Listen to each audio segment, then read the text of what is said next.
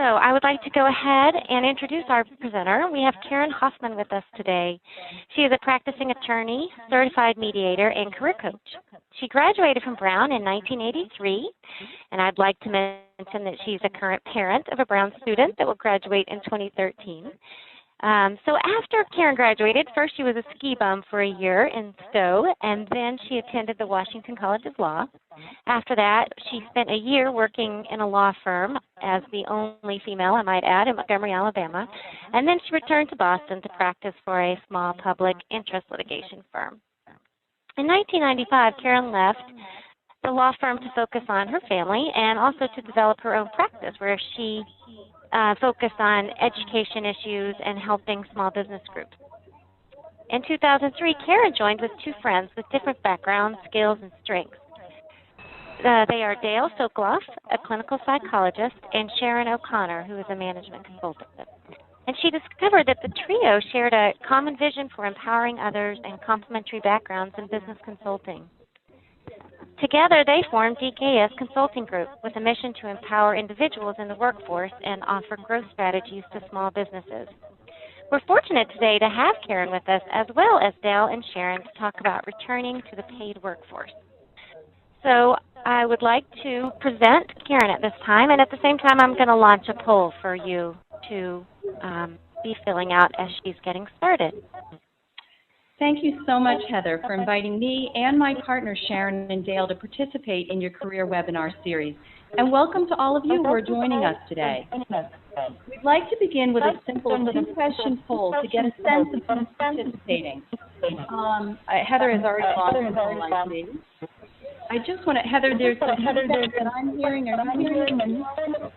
Yes, I wasn't sure if that was coming from you. Can everyone just double check that you're muted? It sounds almost like there's a party going on in the background. It does, which is a great thing. Okay. And I need you, you're a little soft for me, Karen. Okay. Okay, that sounds good. better, Heather. Thank you. Okay. So we're taking this poll because what we want to know is how long you've been out of the paid workforce and why you left your paid job. For some of you, it was your choice to leave, maybe to care for your family, go back to school, take a personal leave, and so on. But for others, it was not your choice. You may have been laid off like so many people over the past few years, or you had to leave for other reasons. So just take a second and answer these two questions, and we will see what the results are. There's a dog. There's a dog barking, I'm now hearing.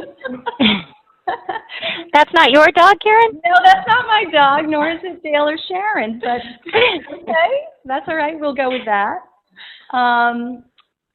So if we have the poll results in a second, we'll look at those and see who's here with us.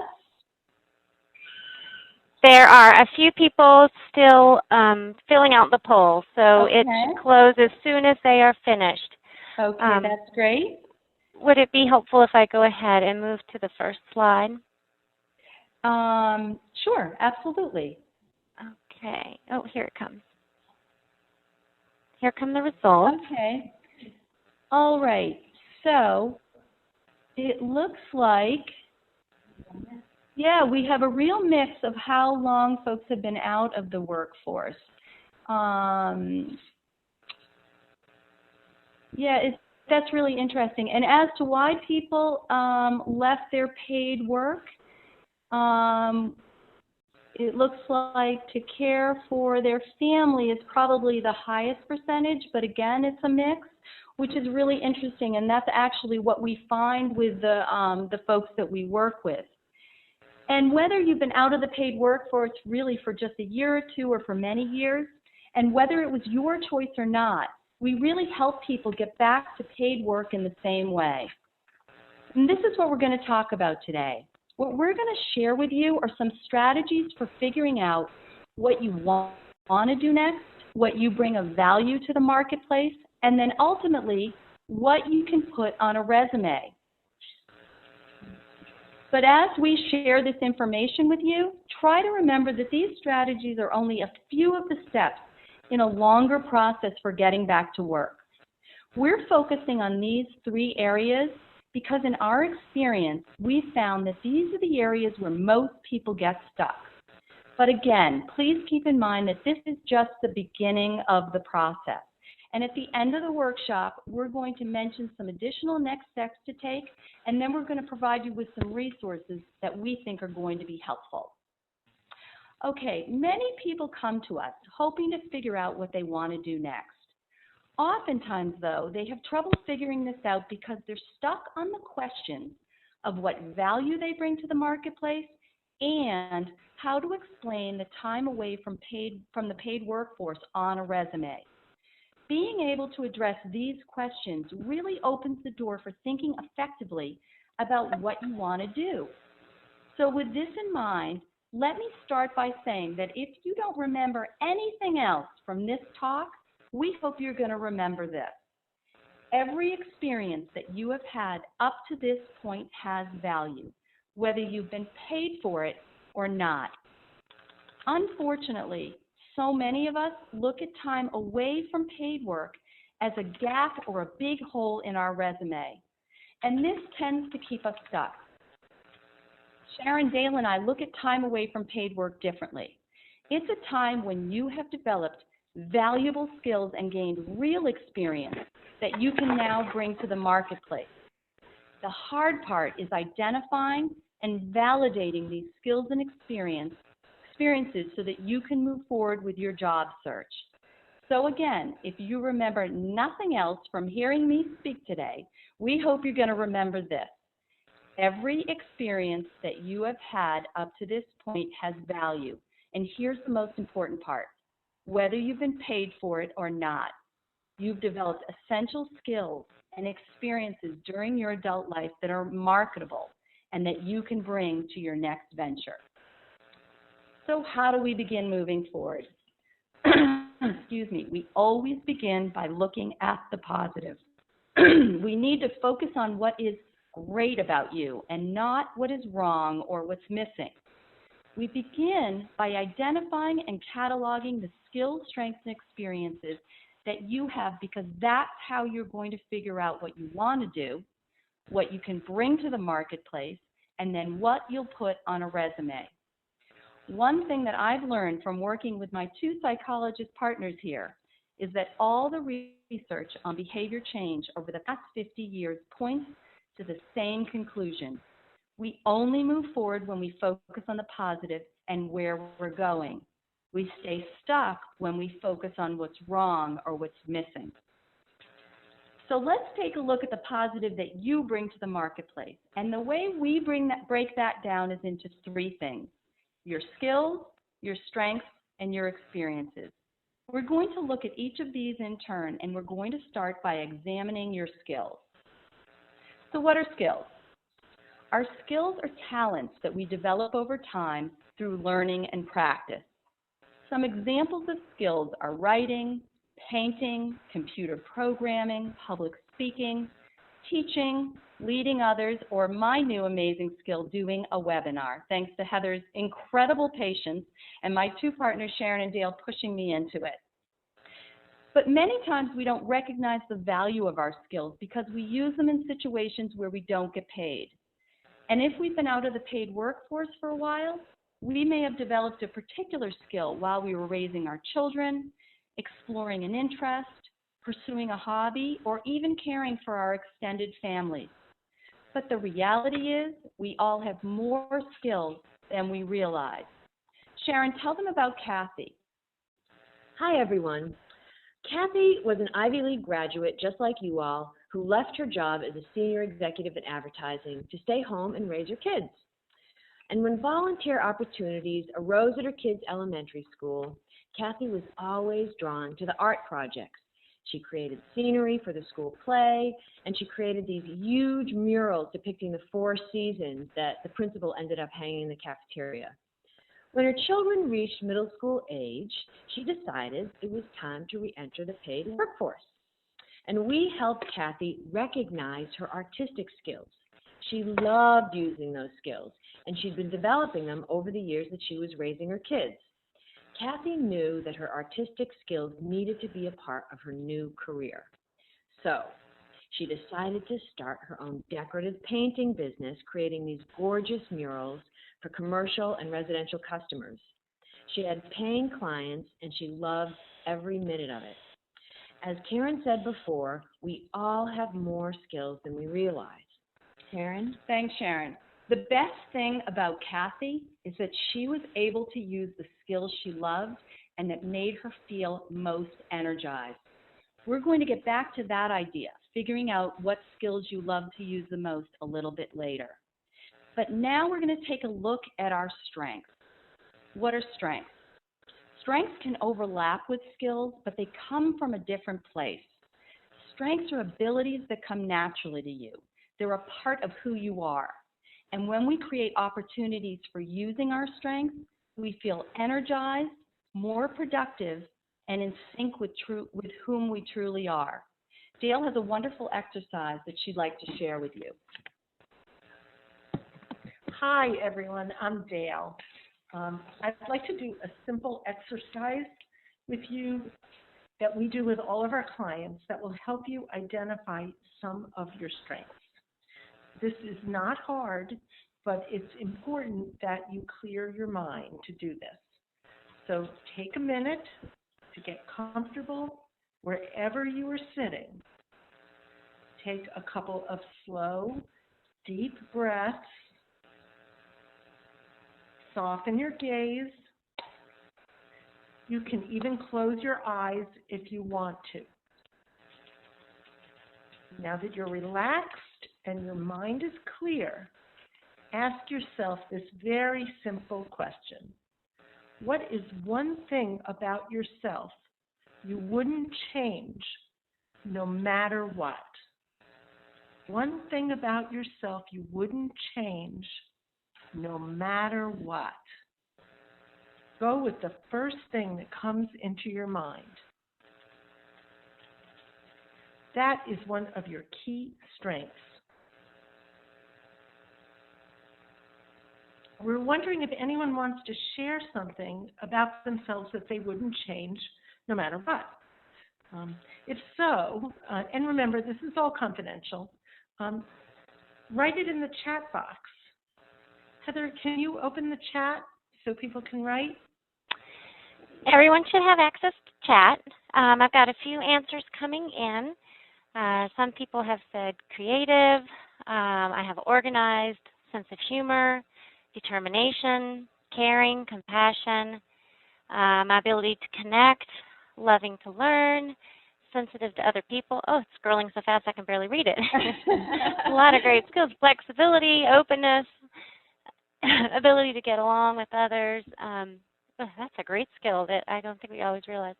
Openness, able to be in charge, a good team player, art skills, make and keep connections. It's coming and coming. Wow. Enthusiasm, that's a good one. Ability to be a good public speaker. Those are great. This is Karen again. Those are great examples, and thank you to everybody who participated. It is so important to get in touch with what your strengths are. Some other examples of strengths that we love that our clients have shared with us are methodical, detailed, articulate, collaborative is a wonderful strength. I think someone may have mentioned natural leader already. Empathetic, intellectually curious, loyal is a wonderful strength. Decisive. Now, some of your skills and strengths may be the same. It doesn't matter. The important thing is to take time to identify your strengths, to figure out the strengths you love to use, and then look for opportunities to use them. Because when we use the strengths that we love, we feel more energized, productive, and satisfied in our work. Let me tell you about Ted. Ted was let go from his software engineering job when his company was sold overseas. He managed to land several short-term contract jobs, but after 5 years of doing contract work, Ted felt stuck. We asked Ted, over the course of your work life, was there one type of project that you loved to do that made you feel excited and energized when you were doing it? His response was really interesting. He said what he loved the most was training other engineers how to grasp complicated processes. What he loved was the challenge of breaking down complicated systems into simple steps, and he really loved it when he facilitated the light going off in their brain when his students just got it. So one of Ted's strengths is that he's a natural teacher and loves helping others learn. Identifying this strength was an epiphany for him. He could now see that he had no energy for his job search because the jobs he was looking at didn't allow him to use a core strength and that core strength was his teaching ability. When he decided to look for engineering positions that had a training component, he felt a surge of renewed energy. So it's really important to take time to identify and catalog our skills and strengths, and then acknowledge the ones we love to use the most, because this helps us figure out what we want to do next. Now let's take a look at the experience we have. Experiences are anything that you've participated in, whether you've been paid or not. Have I mentioned this enough yet? And just like our skills and strengths, we need to think about the experiences we've had over time, articulate them, and then most importantly, validate them. We all gain experience from participating in paid work as well as unpaid work. In my lawyer world, unpaid work is called pro bono. But for some reason, most people who are not paid, who are, quote, volunteers, think that their experience doesn't have value. Not only that, they think they need to tell everyone about it. Well, I was just a volunteer. This is a misconception, or what we call a self-limiting belief that holds us back from moving forward. Whether you were paid or not is relevant to one thing, and that's your salary history. It has absolutely nothing to do with your experience. Sharon, tell them about Laura. Okay, this is one of our favorite stories because she surprised us with an experience that we didn't expect. Let me tell you about Laura. She was laid off from her software engineering job, and when we met her, she'd been looking for work for over a year. As we spent time with Laura uncovering her skills, strengths, and experiences, we learned that Laura not only had years of experience as a software engineer, but she was also an accomplished soprano singer. And this was Laura's true passion. Laura had been singing for all her adult life, with different choir groups, community singing groups as a soprano soloist, and she even had experience directing and arranging music. And then she traveled abroad with a group and she sang in Italy. Her experience went on and on. Although most of it was unpaid, Laura had amazing experience as a soprano. With our help, she decided to create a music resume separate from her engineering resume and look for a paid position in music.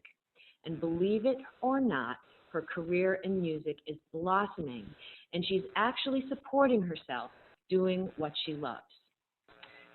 Thanks, Sharon. And that's really true. She sent us a gorgeous new headshot the other day, and she's doing so well. Laura, like so many of our other clients, undervalued her real experience because she was not paid and because it was not a part of her original career path. And this was holding her back from moving forward in a career that she absolutely loves. So let me share with you how to pull all this together to create your own list of skills, strengths, and experiences. It's very simple. Just take a piece of paper, write the 3 headings on the top, and begin listing your skills, strengths, and experiences. And for those of you who are a bit more technologically savvy than I, you can also put this on a spreadsheet and do it on the computer. We have clients that do that as well. But when you're making your list, this is truly just a brain dump. These things are listed in no particular order. When you're trying to do this, you may want to ask your friends, family members, or colleagues to help you, because it's sometimes really difficult for us to see all the positive things about ourselves. Now, how does making a list like this of your skills, strengths, and experience help you figure out what you want to do? After you've made your list, take a look at it very carefully. And then with a different color pen or a highlighter, circle the ones you loved using the most. And then take some time. Think about the ones you've circled. When you think about using these skills, do you feel excited or energized? Does your face light up when you talk about them? You want to be thinking, wow, I would love to do that again. Pay attention to that feeling of excitement and energy, because that is what's going to point you in the direction of where you want to go and what you want to do next in your career. I went to law school to become an advocate to help people solve problems and reach goals. In addition to working as a lawyer, I'm now doing something, career coaching, that seems totally out of the box for a lawyer, and you can't imagine how many people tell me that. But in reality, I'm using many of the same skills I use as a lawyer. As a career coach, I counsel individuals on ways to reach goals by listening carefully, helping them figure out what it is they want, looking at their experience or the evidence, and then helping them put together a persuasive case or argument on a resume to convince someone to hire them. It's all about skills and strengths. So here's the thing. If you loved using your leadership skills, your organizational strengths, and spearheading an educational project, think about it. You may want to consider a job in project management, perhaps in an education-related field. Heather, this might be a great time to take a little break and see if there are any questions. Yes, I was just about to do that, but I was answering a couple of chats, and we have had a couple of good questions that have come up as you've been talking. And a couple of people are wondering, how am I going to apply this if I'm in a transition? I'm still working, but I really feel like this field is dying, or I would like to look at a new field. That's such a great question, and I'm so glad you asked that. We work with people who are transitioning in their careers, and the process that we use is exactly the same. What's so important is to look beyond your job title, your job categories, or even your job description, because most likely you have been doing a lot of other things, and you've developed skills, important skills, that can then transfer to a new job. For example, a guy that we're working with has in fact been in the financial services area for 20 years, and he wants to transition to a new career. And if you look at his resume, he has experience in finance, budgeting, accounting, strategic business planning. And that's wonderful, but when we asked him these questions, when we asked him to look at his skills, strengths, and experience, he uncovered that he has been mentoring over the years. He's been training groups. He's been doing a ton of writing and presenting to different groups, to the board of directors. He has also developed amazing social skills. He's adept at working with the highest level CEOs and administrative support staff. And these are all skills that are transferable, but unless you look beneath those job titles and categories, you can't really figure out what they are. So yes, to answer the question, it is really the same process. Yes, okay. There are, I'm quickly reading lots of great questions coming through, and a question that I think I had posed to you guys at one time too was, great, I really want to be a concert singer, but that income for the money for that job might not be the same. How do you sort of handle the money question, the money issue that's going to come up for people? Where does that factor in? That's a great question as well. And Dale, do you want to answer that? I will answer that. Thank you. It is a great question, and it does actually come up quite a lot with our clients. And the answer to that really lies in a different part of the process that we do that has to do with creating a really clear and exciting vision for what you want to be doing. And one of the ways people do get to crafting a vision is through the exercise of going through your skills, your strengths, and your experience and discovering what you love. But when you're crafting a vision for what you want to do, it's very important that in that vision it also includes how you want to live your life. How much money do you need to live your life? How much money do you want? What kind of balance do you want in your life between your personal goals and your work goals? And people come to all different places with that, but it is very important at the beginning to have a clear idea of where you are willing and want to go. We see a lot of people in... Hey, Dale, can you speak up just a little bit? Sure. We've seen a number of people who are in high-paying,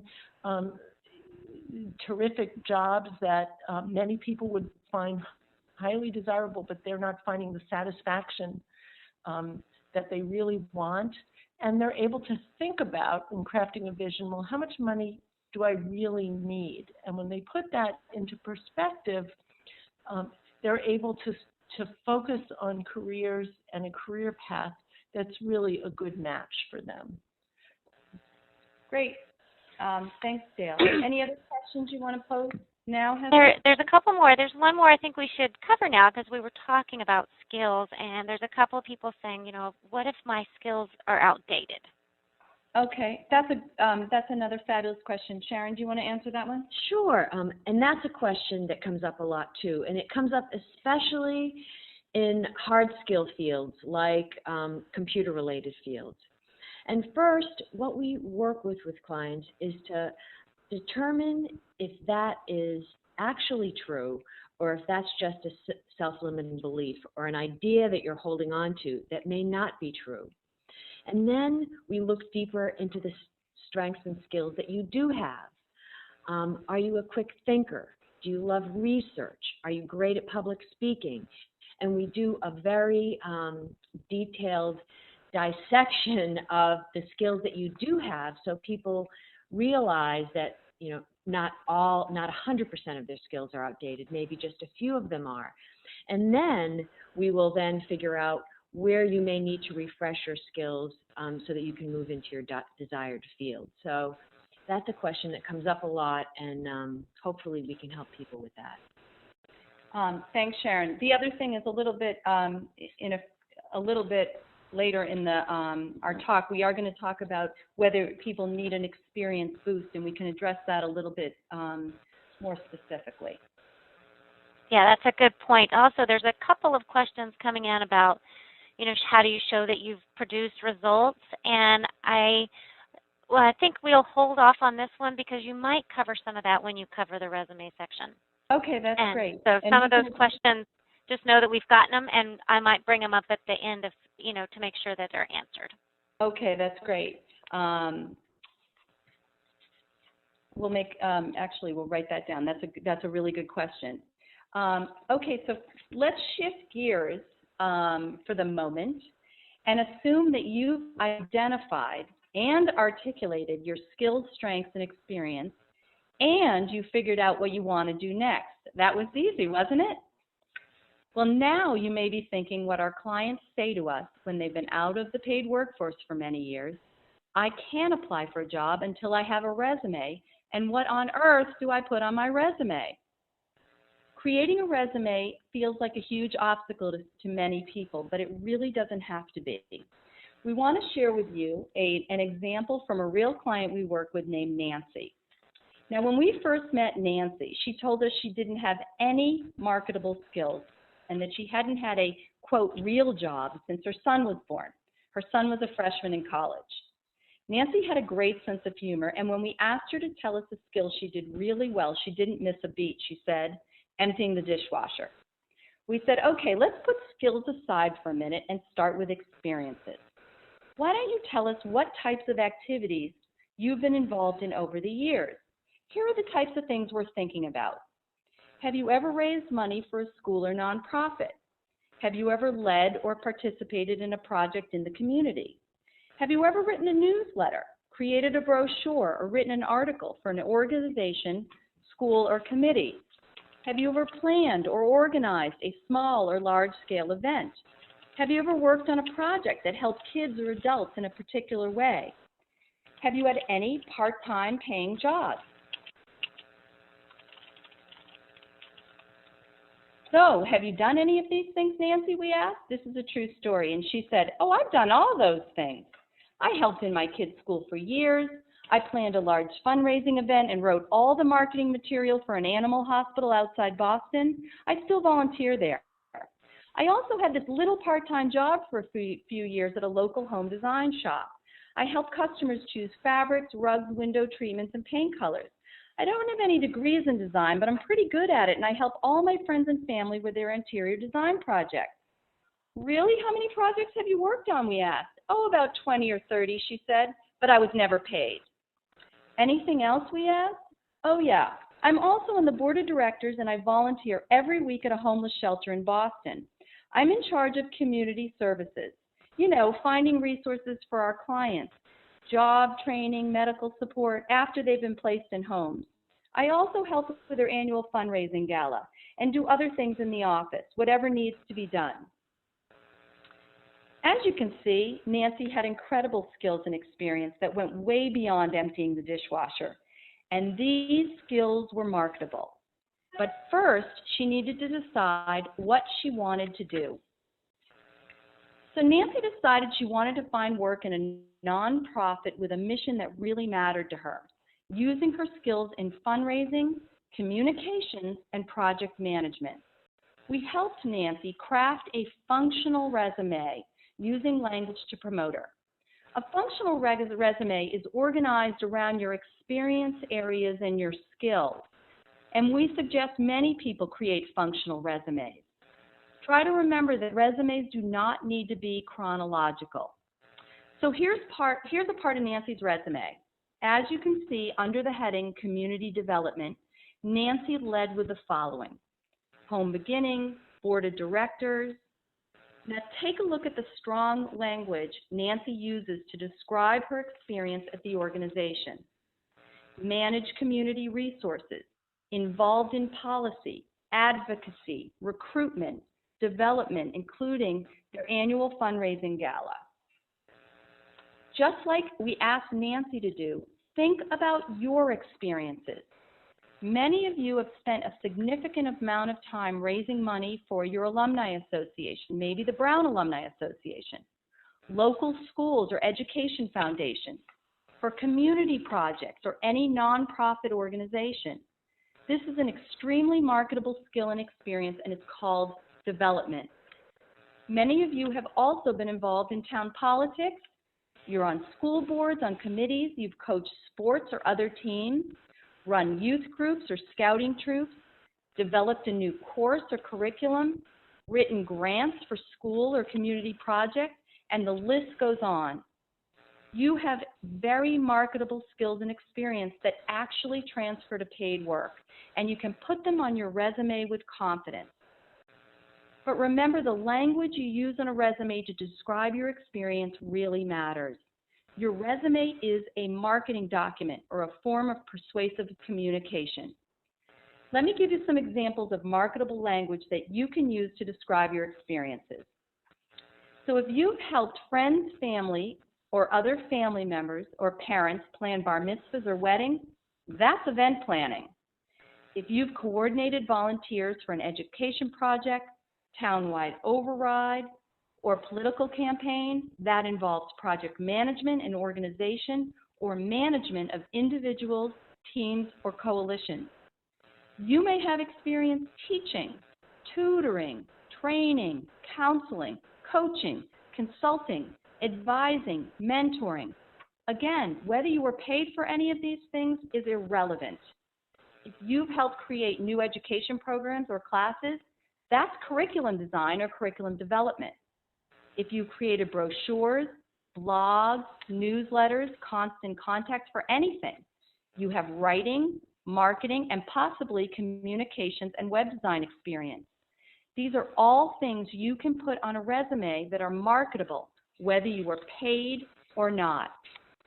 But I want to tell you, this process is difficult, and many people struggle creating a resume. We've also noticed a pattern. It seems harder for folks who graduated from Brown, Princeton, Harvard, or other colleges like ours. For some reason, we think that unless we have advanced degrees in a specific area or we were paid for many years to do the work, we can't put the experience on our resume. This is just not true. So I want to just take a moment, and I'm going to ask you to write in the chat box one word or a few words to describe a skill or experience that you have. And Heather, you can tell me what people report to you in a minute.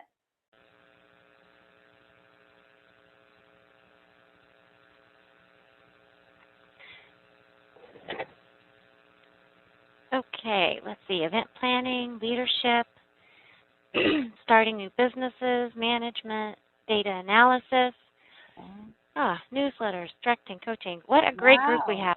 This is very responsive. I'm getting so many chats. It's awesome. Setting policy, research. Setting policy, great one. Running a tennis tournament. Wow. Communications, logo design, teaching, facilitating, creating flyers, curriculum development. Talented group. This is a talented, of course we're a talented group. We went to Brown. That's fabulous. Those are fabulous experiences, and those every skill and experience that Heather just mentioned that you wrote down in the chat box, all can be put on a resume. And that's wonderful. You know, it really is hard to figure out your next career step, and creating a resume really can feel overwhelming. But what you've just reported is really the first step, is thinking about the things that you've been doing. If you do feel overwhelmed, you're not alone, trust me. Take a deep breath and remember you have so much to offer. And we are only sharing with you a snapshot of the process for returning to the paid workforce. We're going to give you some resources at the end to help you, including how to receive a resume word bank, which has a whole list of strong resume language that you can use, and we're happy to share that with you. But let's assume for the moment that you are on a roll. You've figured out what you want to do, what skills and experience you have to offer, and you even started your resume. Sometimes you realize that you need an experience boost, and this gets back to one of the questions that was raised. You, in fact, may need additional training in a new field to update your skills, to get trained in a new field. You may need additional experience. You may even need a certification to apply for a certain job or to transition into a new field. This is really common. For example, I needed to take a 40-hour mediation training program to become certified and practice as a mediator in Massachusetts. Then, to gain experience in this new field, I joined a list of pro bono mediators who work in district court. So not only did I get great experience, but I also met people who are working in this field to network with. So you may want to consider certification programs or training programs. There are many online courses or programs. In fact, we just learned about MIT is launching a new online, free online program, and it's called MITx. And if you just Google it, you can find that. You may want to consider an internship and even targeted part-time jobs to gain additional experience, to try out a new field you might be thinking about, to make important contacts, and also, very importantly, to build your resume. Dale, tell them about Carol. Sure, I'd love to. Carol is a terrific woman, a nurse who left the paid workforce nearly 20 years ago in response to a medical emergency in her family. After her last child left for college, she decided to return to work. Thinking initially that her nursing skills were long out of date, she explored a lot of options. But nothing she tried was as exciting to her as the thought of returning to the profession she loved and was once very good at. So she decided to update her skills. She did a certificate program at a local university, and this included an unpaid internship at one of the local teaching hospitals. There, with her life experience, her maturity, and her updated skills, Carol brought a level of commitment and confidence to the internships, to her internship that her supervisors didn't usually see in their typical younger interns. And they offered her a substantive, well-paying job upon completion of the program. I love this story because it's a great example of how a certificate program can update your qualifications and how an internship, even if it is unpaid, can be the perfect way to network into a job you really want. And the other thing I want to add, this is Karen again, thanks Dale. The other thing I want to add about internships is that, there seems to be a misconception that young kids out of college are the ones who do internships, and this just isn't true. We know so many people, maybe they're not as old as we are, but they might be, and they are getting internships, or some people are calling them returnships. And it's a fantastic way to transition into a new field and to get wonderful experience, and really you're having a long-term interview because people are getting jobs this way.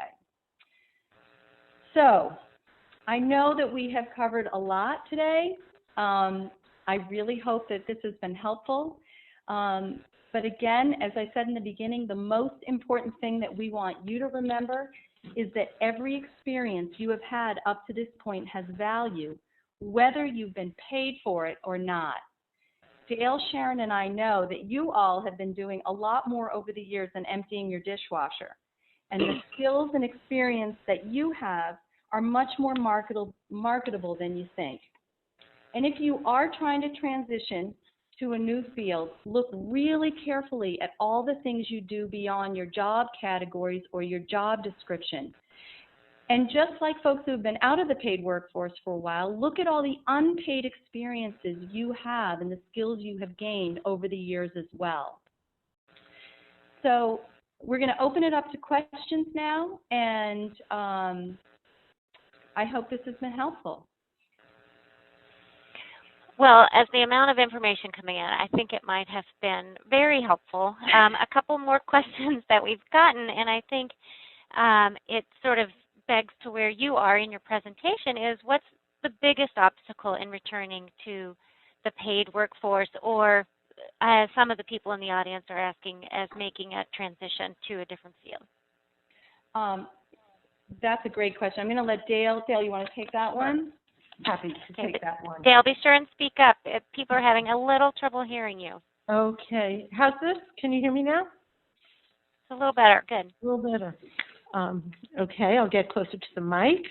The biggest obstacle that we find people come in to see us with is confidence. No question about it. Many people go through this. They question whether their skills, strengths, and experience are valuable. We think it is so important to go through the exercise that we have just described, because it is exactly what will help you figure out that you have more skills and more to offer than you believe. You have things to offer that employers really do want and need. And then, after we have people go through their skills, strengths, and experience, and we work on vision, we ask people to figure out exactly what you bring to the marketplace and where you want to be going, and we have you write it down. That is the most important thing. It seems obvious, but it is very important to write it down. And once you've written down, then we say, okay, put this into 2 sentences. Okay? Write this down. Where do you want to be going? What is your objective? And what do you bring to the marketplace? 2 sentences. And that is something that you can use over and over again. You can use it as the objective at the top of a resume. You can use it as an elevator pitch. When you meet people and you're networking, you've got 2 sentences you can use right away. Or just put it on a note card and carry it in the back of your pocket, and that will help. Practice, practice, practice those 2 sentences, and you will find the confidence that you need. That's great. This is Karen again. The the person that I referred to earlier in the talk, who is transitioning from financial services, this was really important for him, was putting it in writing after he figured out what he wanted, and being able to articulate clearly where he was headed. And that gave him a lot of confidence with networking, which was really where he felt very stuck. He was able to say, I have a background in financial services and I'm currently transitioning into healthcare. And having that in a short, concise sentence where he could meet someone, you know, either he happened to coach a lot of youth basketball and you never know who you're going to meet. He could meet another coach and they start chatting about work and inevitably the question comes up, what do you do? So being able to clearly state that, and it gives you a lot of confidence when it's practiced and it's clear. I hope that answers that question. Heather, was there another?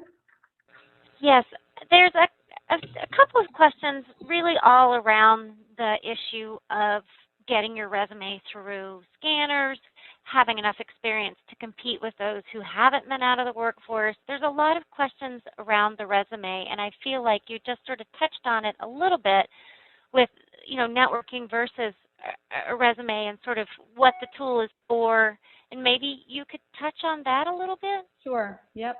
The reality is today that, you know, a lot of resumes are being screened for keywords, and I think it's really important this isn't that connected to our talk, it's further down in the process, but when you figure out the kinds of jobs that you want to apply for, you look very, very, very carefully at the job description and try and insert keywords into your resume. I also think that networking, we feel really, really strongly, though, that networking is the best way to get a job. Not that you shouldn't apply for jobs online or apply, you know, wherever you see them, but networking it's all about connections and all about people that you know, and there are a lot of ways to make connections. You know, LinkedIn is a phenomenal way, particularly in, you know, Brown Alumni has a LinkedIn group. That is a wonderful way to start making connections. Sharon or Dale, do you have anything to add related to that? That's good. Yeah, I hope that addresses that question. I think you've given a lot of good information. I think it's just part of why most of them may be on the workshop is that it is a tough process. And, you know, it's hard to see how your resume is going to work. But as you go through this, and even those with hundreds of years of experience, they may not get through the cut that they're looking for on just sending a resume. Your odds on getting a job from a resume just sent cold are low no matter who you are. So don't to doubt yourself, but to listen and look at all your resources. And I think that's one of the things that's great about using a coach is they can help you brainstorm on the other avenues and places to network. Yeah, I think that's right, Heather. Yep. Are there any other resources that you would recommend, or any sort of assessments that you use? Yeah, I mean, we have, if you want to go to resources now, absolutely, we have some wonderful resources that we have put on the slide. So I would say to all of you that the greatest resources right here, the Brown Alumni Association Career Office. You know, I know there's a slide coming up with specifics on what Heather and her colleagues have to offer, but it's such a fabulous resource. And also I mentioned LinkedIn as well. We've also added idealist.org, which is a very interesting website that has a lot of internship opportunities, a lot of jobs that are a little bit out of the box that you may not have thought of. We also send people to Indeed.com and SimplyHired.com. A great exercise to do when you're trying to figure out what you want to do next is to just go through the job listings and see what jobs jump out at you. What job excites you? Put aside for a moment whether you have all the qualifications they're looking for. Just try, if you're at the stage where you're trying to figure out what you want to do, these are a wonderful resource. the Chronicles of Higher Education is a terrific place if you're interested in education. We send people there as well. The only assessment that we recommend is a wonderful assessment on the University of Pennsylvania website. Our process is grounded in strategies from positive psychology. And the founders and gurus on positive psychology come out of Penn. And if you go to this website and go to Authentic Happiness, there is a wonderful assessment that will help you figure out your skills and strengths. And it's free. And it's a terrific thing, and we do send people there. We all did it ourselves, and it was a great exercise. Actually, Dale and Sharon pushed me into doing it because, you know, they're psychologists, and they got me into positive psychology. But in any event, it's a terrific resource, and we recommend that as well. Okay, I'm just saying there's a lot of questions coming up about resumes. Do you have any resource that you refer people to in terms of the exact, you know, formats or, you know, dealing with questions of big gaps or anything like that on a resume? Or is there any quick advice you want to offer about that anymore? The Riley Guide is a great place to go. And I think there's some on careerbuilder.com. There are some really good links that you know, that people can look at. And again, you know, your resume does not need to be chronological. Really consider a functional resume. If you have a chronological gap, and also, you know, we invite you to email me. We're going to, one of the next slide is going to have my contact information, and we can send you a word bank, which is just a list of resume language that we think is really effective. It's strong, active language, and it's marketable. So there are a ton of free resources really to help you with resumes on the web. And I mentioned a couple that you can certainly go to. And I think you have resources, don't you, Heather, as well?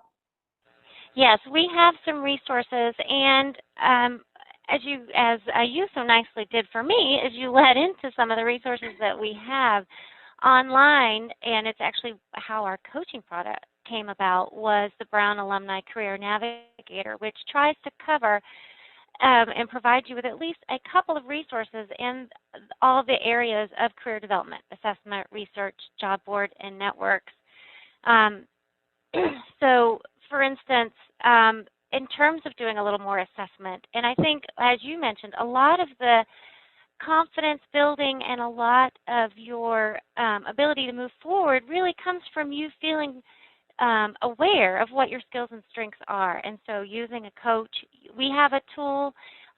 It's geared a little bit more to young alums, which is one of the reasons that pushed us to start the coaching program, but it's focused, and it gives you, again, a good word bank, a good list.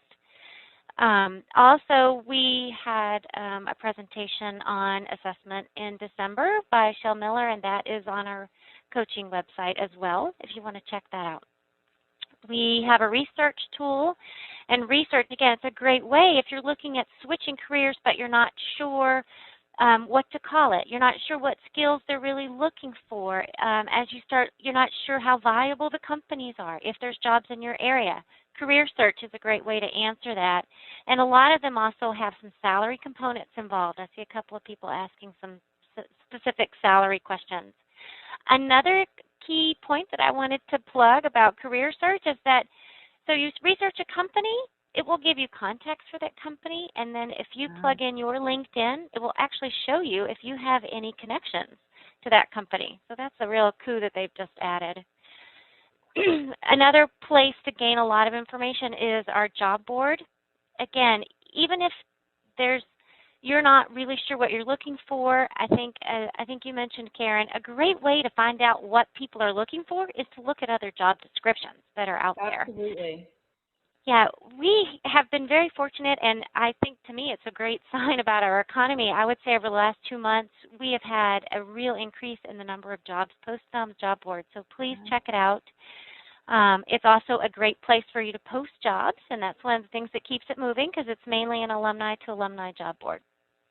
And it is a resource if that we do have all the companies who have listed with us. They are also listed even if they don't actually have an opening at the time. So it's a good networking tool.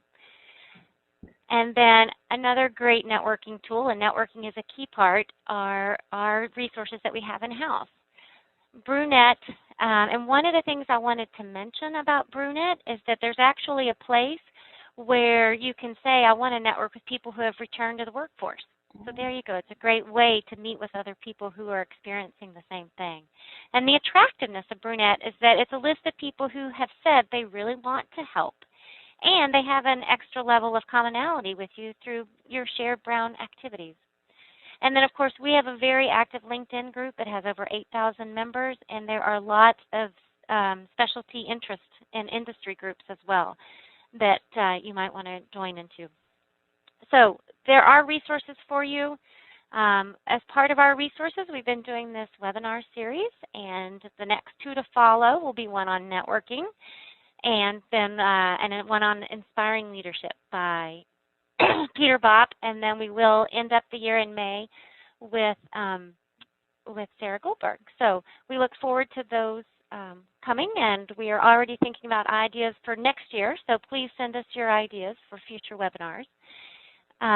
Thank you for today. I really appreciate Karen, Dale, and Sharon being with us. As we mentioned, if you would like their word list, you can see here's their address, info@DKS Consulting. If you want to find out more about their practice, here's their website. If you have any questions about the career webinar or our Brown Alumni Career Navigator or any tools, please contact myself or my director, Eve Ornstead, or Donna Curry.